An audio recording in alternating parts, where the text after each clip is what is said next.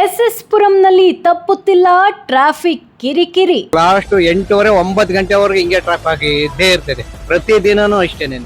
ಸುಮಾರು 2-3 ವರ್ಷದಿಂದನೂ ಅರ್ಧ ಗಂಟೆ 1 ಗಂಟೆ ಬೇಕು ಒಂದು ಗಾಡಿ ಹೋಗಕ್ಕೆ. ಹೆಂಗ್ ಬೇಕಂಗ್ ನುಗ್ತಾರೆ, ಈ ಕಡೆ ಹೋಗಾರ ಆ ಕಡೆ ಆಗ್ತಾರೆ. ಸಂಜೆ ಆದರೆ ಸಾಕು, ಗಂಟೆಗಟ್ಟಲೆ ವಾಹನ ದಟ್ಟಣೆ. ಹೀಗೆ ಕಾದಲ್ಲೇ ಕಾಯುತ್ತಾ ನಿಂತಿರುವ ವಾಹನ ಸವಾರರು, ಮತ್ತೊಂದು ಕಡೆ ಹರಸಾಹಸ ಪಡ್ತಾ ಇರುವಂತಹ ಬೈಕ್ಗಳು, ಎಲ್ಲೆಂದರಲ್ಲೇ ಪಾರ್ಕಿಂಗ್, ಇದೆಲ್ಲ ಕಂಡು ಬಂದಿದ್ದು ಎಸ್ ಪುರಂ ರಸ್ತೆಯ ಶೆಟ್ಟಿಹಳ್ಳಿ ಅಂಡರ್ ಪಾಸ್ ಬಳಿ. ಹೌದು, ಸುಮಾರು 2-3 ವರ್ಷಗಳಿಂದ ಈ ರಸ್ತೆಯಲ್ಲಂತೂ ಟ್ರಾಫಿಕ್ ಅಧ್ವಾನ ಸ್ಥಿತಿ ತಲುಪಿದೆ.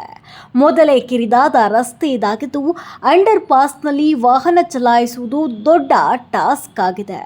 ಟ್ರಾಫಿಕ್ ಇದ್ದಾಗ ಬರಲ್ಲ, ಬೇರೆ ಟೈಮ್ ಅಲ್ಲಿ ಬರೀ ಹೆಲ್ಮೆಟ್ ಹಿಡಿಯಕ್ಕೆ, ಯಾರನ್ನ ಹೆಂಗಸರು ಮಕ್ಕಳನ್ನ ಹಿಡಿಯಕ್ಕೆ ತೊಂದರೆ ಕೊಡಕ್ ಬರ್ತಾರೆ ಅಷ್ಟೇ.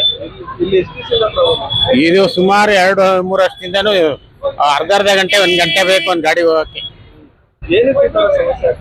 ಎಲ್ಲ ಕಡೆಯಿಂದನೂ ಬಂದು ಇಲ್ಲೇ ಸುಮ್ಮನೆ ನೋಡಿ, ಎಲ್ಲ ಅರ್ಜೆಂಟ್, ನಾನು ಹೋಗ್ಬೇಕು ಎಲ್ಲ ನಿಂತ್ಕೊಂಡ್ಬಿಡ್ತಾರೆ. ಪೊಲೀಸ್ ಕಂಟ್ರೋಲಿಗೆ ಫೋನ್ ಮಾಡಿ ಹೇಳ್ತಾರೆ. ಡೈಲಿ ಇಬ್ರನ್ನ ಬಿಡಿ, ಇಬ್ರನ್ನ ಪೊಲೀಸರು ಬಿಡಿ ಅಂತೀವಿ. ಒಂದ್ಸರಿ ಬರ್ತಾರೆ, ಒಂದ್ಸರಿ ಬರಲ್ಲ.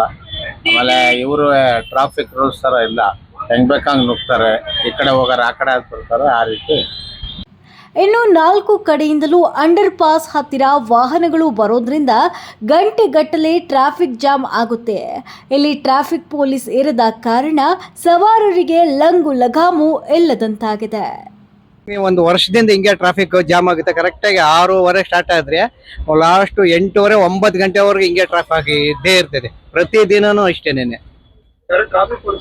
ಯಾರು ಬರಲ್ಲ, ಯಾವಾಗಲೂ ಒಂದ್ಸರಿ ಬರ್ತಾರೆ ಅಷ್ಟೇನೆ, ಡೈಲಿ ಬರಲ್ಲ ಕರೆಕ್ಟಾಗಿ.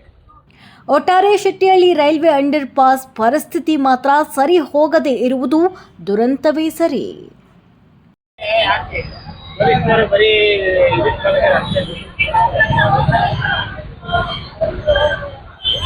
ಪಬ್ಲಿಕ್ ಫಸ್ಟ್ ಕನ್ನಡ, ಇದು ಪ್ರಜೆಗಳ ಆಸ್ತಿ.